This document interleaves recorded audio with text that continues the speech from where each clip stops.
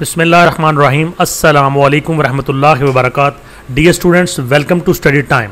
Social studies for Pakistan Oxford का syllabus class 5 के लिए ईडन गार्डन स्कूल्स में पढ़ाए जाने वाला ये सिलेबस, इसकी वीडियोस बनाने का सिलसिला जारी है।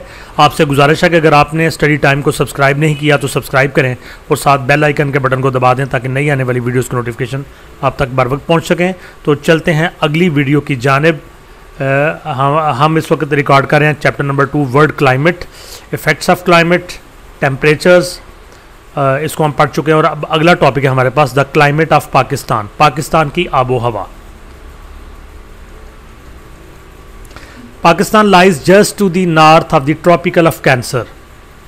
पाकिस्तान खत्ते सुल्तान के बिल्कुल शमाल की तरफ वाक़या है। जी स्टूडेंट्स, यहाँ पे ये इक्वेटर है जो कि ज़मीन को 2 हिस्सों में तकसीम करता है, ऊपर वाला नॉर्थ और नीचे वाला साउथ। तो यहाँ से ये ट्रॉपिक ऑफ कैंसर है, ये पिछले हम टॉपिक में पढ़ चुके हैं। तो ये ट्रॉपिक ऑफ कैंसर तकरीबन यहाँ पाकिस्तान है, बिल्कुल यहाँ इस जगह पे। ये ट्रॉपिक ऑफ कैंसर से थोड़ा सा ऊपर की तरफ यानी नॉर्थ की जानब, आपको पता है नॉर्थ ऊपर की जानब है, इस तरफ ईस्ट है, इस तरफ वेस्ट है, नीचे की तरफ साउथ है और ऊपर की तरफ नॉर्थ है। तो ये ट्रॉपिक ऑफ कैंसर से थोड़ा सा ऊपर या किसी और जो क्लियर मैप हो उसके ऊपर आप देखें पाकिस्तान के नक्शे को, तो वो ट्रॉपिक ऑफ कैंसर खत्ते सुल्तान से थोड़ा सा ऊपर की तरफ है, यहाँ पे करके वाक़या है। तो Pakistan lies just to the north of the tropic of Cancer. Pakistan खत्ते सुल्तान के ठीक शमाल की तरफ वाक़या है। The country covers a long stretch of land and the climate in one place is quite different from that in another। तो मुल्क जो है ना उसके अंदर ज़्यादातर ज़मीन है और इसकी एक मकाम और दूसरे मकाम में जो दर्जा हरारत होता है वो मुख्तलिफ है। The hottest month is usually June, आम तौर पर गर्म तीन महीना जून होता है। The average temperatures and the total annual rainfall for a few cities are given below. औसत दर्जा हरारत और सालाना जो बारिश होती है मुख्तलिफ शहरों की वो नीचे दी जा रही है। जी मुख्तलिफ शहर दिए गए हैं, जैकबाबाद, कोयटा, मुल्तान, नुकुंडी, कराची, लाहौर, पेशावर और मरी। तो जैकबाबाद का जो जनवरी का टेम्परेचर है, औसत टेम्परेचर यानी तमाम दिनों के टेम्परेचर को दिनों के ऊपर डिवाइड कर दें तो डेली का औसत टेम्परेचर निकल आता है। तो 15.1 टेम्परेचर रहता है जैकबाबाद में जनवरी के अंदर, और ये सर्द तरीन महीना है और गर्म तरीन महीना जून है। इसमें 36.9 के करीब टेम्परेचर, औसत टेम्परेचर कभी ऊपर चल जाता है कभी नीचे आता है, लेकिन जो उसका जो मीन पोजीशन रहती है वो 36.9 रहती है। और एनुअल रेनफॉल यहाँ पे होती है 110.4 मिलीमीटर, 110.4 मिलीमीटर। कोयटा में -2 जनवरी का टेम्परेचर रहता है और जून में इसका 25.6 रहता है और एनुअल रेनफॉल 260.8 मिलीमीटर। मुल्तान 12.7 जनवरी में और 13.5 जून में और 186.8 रेनफॉल मिलीमीटर्स में सालाना। नौकुंडी में 11.3 जनवरी में, 35.1 जून में और एनुअल जो रेनफॉल है बारिश है 35.3। कराची 18.1 जनवरी में, 31.4 जून में और 217.3 मिलीमीटर रेनफॉल एनुअली कराची में होती है। लाहौर 12.8 जनवरी में और 33.9 जून में, 628.8 रेनफॉल मिलीमीटर्स में। और पेशावर में 11.2 जनवरी में, 33.1 जून में टेम्परेचर रहता है औसत temperature,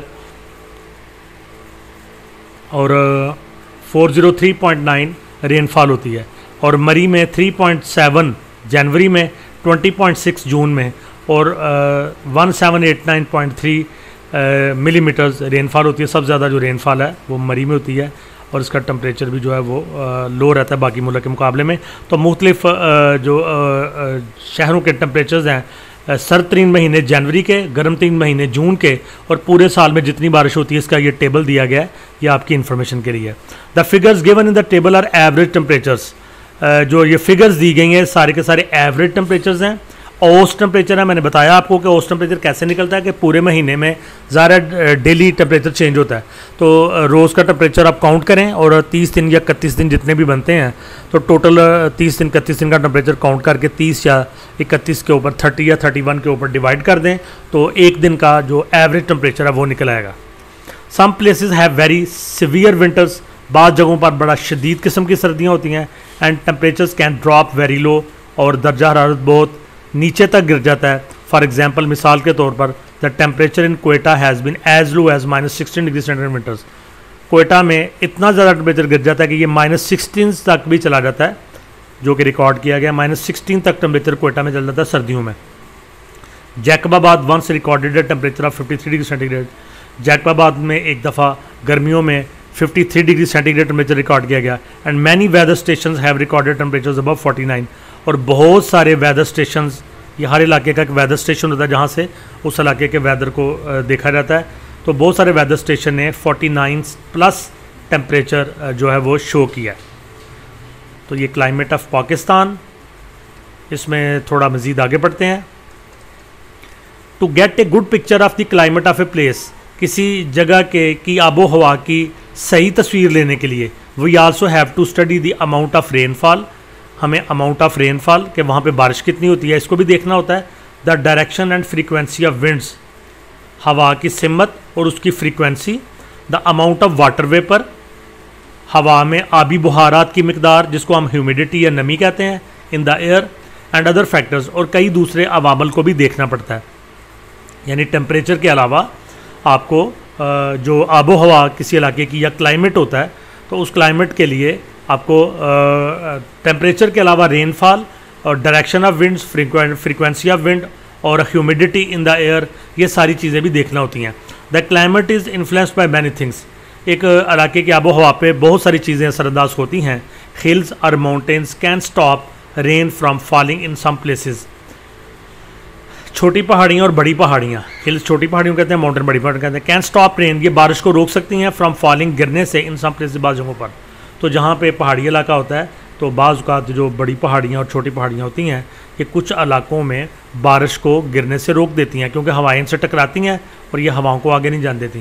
strong winds can bring rain clouds to some areas, और जो ताकतवर हवाएँ होती हैं वो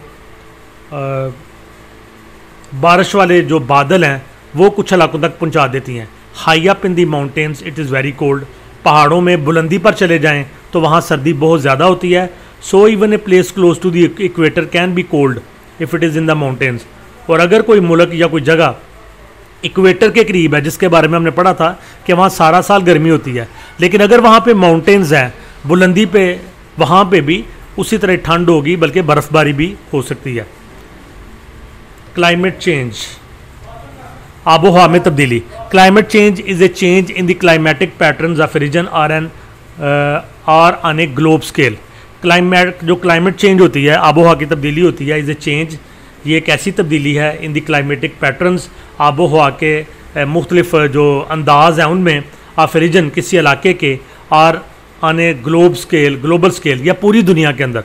पूरी दुनिया के अंदर बाज़ औक़ात क्लाइमेट चेंज आती है, और बाज़ औक़ात किसी ख़ास रीजन में, किसी ख़ास इलाके में, किसी ख़ास मुल्क में या किसी ख़ास कॉन्टिनेंट में क्लाइमेटिक चेंज आती है।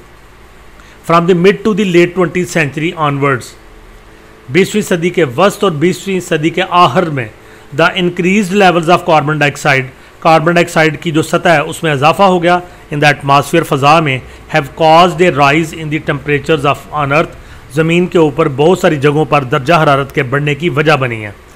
यानी कि 20वीं सदी यानी कि 1950 से लेके तो 2000 तक इतनी ज़्यादा इंडस्ट्री लगी पूरी दुनिया के अंदर, और गर्दो गबार और धुआं इतना ज़्यादा फ़ज़ा का हिस्सा बन गया, और फैक्ट्रियों की चिमनियों से निकलने वाले केमिकल्स शामिल होते गए इसमें, और इन्होंने जो टेम्परेचर है पूरी दुनिया के अंदर बढ़ाने का सबब बने। The impact of climate change, आबो हवा की तब्दीली का जो असर होता है, इम्पेक्ट होता है, इज़ बिकमिंग एविडेंट, ये वाज़े होता जा रहा है अराउंड द वर्ल्ड, पूरी दुनिया में। The use of fossil fuels का इस्तेमाल, ये फॉसिल फ्यूल्स क्या होते हैं, आपका जो कोयला, मट्टी का तेल, पेट्रोल, ये सारी चीज़ें फॉसिल फ्यूल्स कहलाती हैं और ज़मीन के अंदर से निकलती हैं। तो फॉसल फ्यूल्स जो ईंधन है उसका इस्तेमाल है has been the main contributor to climate change, ये आबोहवा की तब्दीली का एक सबसे बड़ा हिस्सेदार है। एग्रीकल्चर एंड डिफॉरेस्टेशन, ज़राअत खेती बाड़ी और डिफॉरेस्टेशन जंगलों को काटना, and the manufacture of cement, cement का बनाना, केमिकल्स का बनाना, एंड मेटल्स और धातुओं का बनाना are also contributing to the increase in greenhouse gases, ये ग्रीन हाउस गैसेज के बढ़ने की वजह बन रहे हैं। एग्रीकल्चर, डिफॉरेस्टेशन जंगलों का काटना, सीमेंट बनाना, केमिकल्स बनाना और धातें वगैरह बनाना, ये ग्रीन हाउस गैसेज में इजाफे का बायस बन रहे हैं। तो अब आपको ये बताऊंगा कि ग्रीन हाउस गैसेज क्या होती हैं। तो ग्रीन हाउस गैसेज जो हैं ये वो गैसेज हैं जो सूरज की रोशनी को अपने अंदर ट्रैप कर लेती हैं और ट्रैप करके उसको, यानी सूरज की रोशनी जितनी है ना वो ज़मीन से टकरा के वापस जाती है ज़मीन के ऊपर आके, जहाँ जहाँ पे दरख्तों को ज़रूरत होती है उसकी, या जहाँ जहाँ पे भी ज़रूरत होती है, तो बाकी जो है ना वो सारी की सारी वापस चली जाती है। लेकिन जब कार्बन डाइऑक्साइड और इस तरह का गर्दो गुबार जब हमारी अर्थ के जो एटमॉस्फेयर है उसके अंदर, फ़ज़ा के अंदर मौजूद होता है, तो जो सूरज की रोशनी ऊपर से नीचे आती है उसमें से कुछ हिस्सा ये जो गैसेस और ये जो गर्दो गुबार है ये अपने अंदर जमा कर लेता है। नतीजा क्या होता है कि जिस इलाके में ये गर्दो गुबार और गैसेज होती हैं, कार्बन डाइऑक्साइड वगैरह, उस इलाके का दर्जा हरारत बढ़ जाता है। इसको ग्रीन हाउस इफ़ेक्ट कहते हैं। ये अगले टॉपिक में हम पढ़ेंगे कि ग्रीन हाउस इफ़ेक्ट क्या चीज़ होती है। आज के इस टॉपिक को यहीं पे क्लोज़ करते हैं। वीडियो को अच्छी तरह सुनें, समझें, लाइक करें, कमेंट्स दें और दोस्तों के साथ शेयर करें और स्टडी टाइम को सब्सक्राइब करें। अल्लाह हाफिज़।